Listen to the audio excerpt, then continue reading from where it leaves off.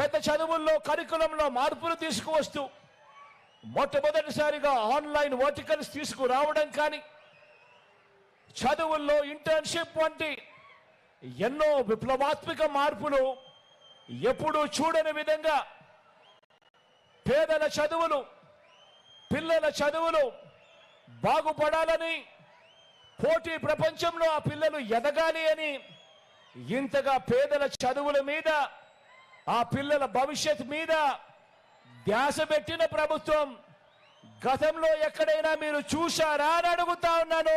ఒక్క 58 నెలల కాలంలో తప్ప.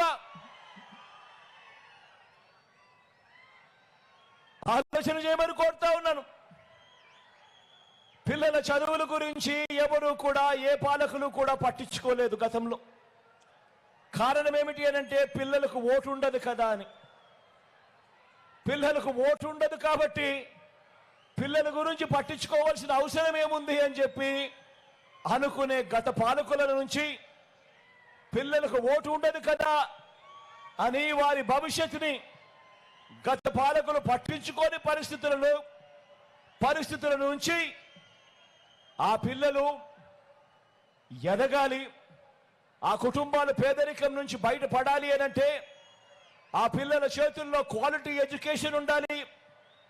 ధనికులకు ఓ రకమైన చదువు, పేదలకు ఓ రకమైన చదువు ఉండడానికి వీల్లేదని, ధనికులకు ఉండే ఆ చదువులు మన పేద పిల్లలకు కూడా, మన గవర్నమెంట్ బడులలో కూడా ఆ పిల్లలకు రావాలి, ఆ పిల్లలకు అందాలి, ఆ పిల్లల భవిష్యత్ మారాలి అని చెప్పి ఎప్పుడూ కూడా చూడని విధంగా, ఎప్పుడూ కూడా వినని విధంగా విద్యారంగంలో సంస్కరణలు తీసుకొచ్చిన ప్రభుత్వం భారతదేశ చరిత్రలో మరొకటి లేదు అని కూడా చెప్పడానికి ఈ సందర్భంగా గర్వపడతా ఉన్నాను, మీ బిడ్డగా అని చెప్పి ఈ సందర్భంగా తెలియజేస్తా ఉన్నాను.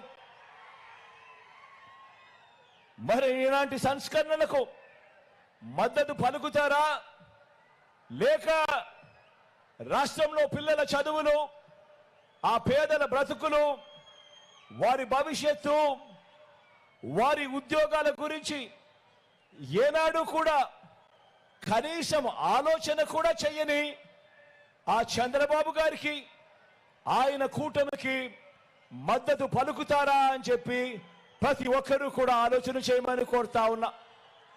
మీరు ఆలోచన చేయడమే కాదు,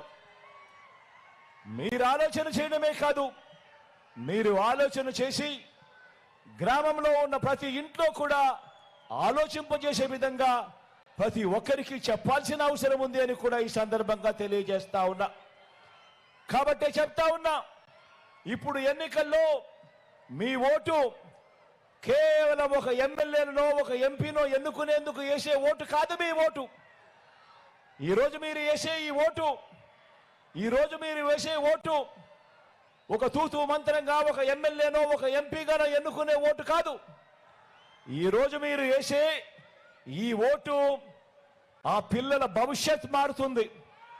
మీరేసే ఆ ఓటుతో ఆ పిల్లల తల్లిదండ్రుల భవిష్యత్ మారుతుంది అని చెప్పి కూడా జ్ఞాపకం ఉంచుకోమని చెప్పి ఈరోజు ప్రతి ఒక్కరికి కూడా తెలియజేస్తా ఉన్నాను. మరి మీ పిల్లల భవిష్యత్ కోసం యుద్ధం చేయడానికి నేను సిద్ధం.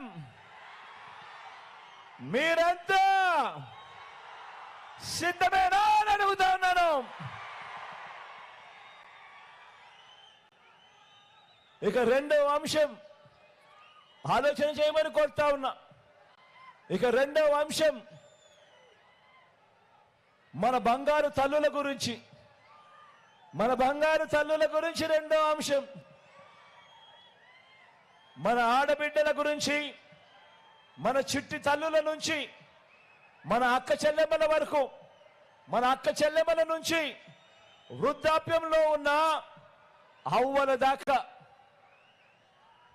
గత ప్రభుత్వాలు వారి మంచి కోసం ఏం ఆలోచన చేశాయి అనంటే, గత ప్రభుత్వాలు నా అక్క చెల్లెమ్మల కోసం, ఆ చిట్టి తల్లుల కోసం, ఆ అవ్వల కోసం ఏం ఆలోచన చేశాయి అని అడిగితే గత ప్రభుత్వం ఏం చేసింది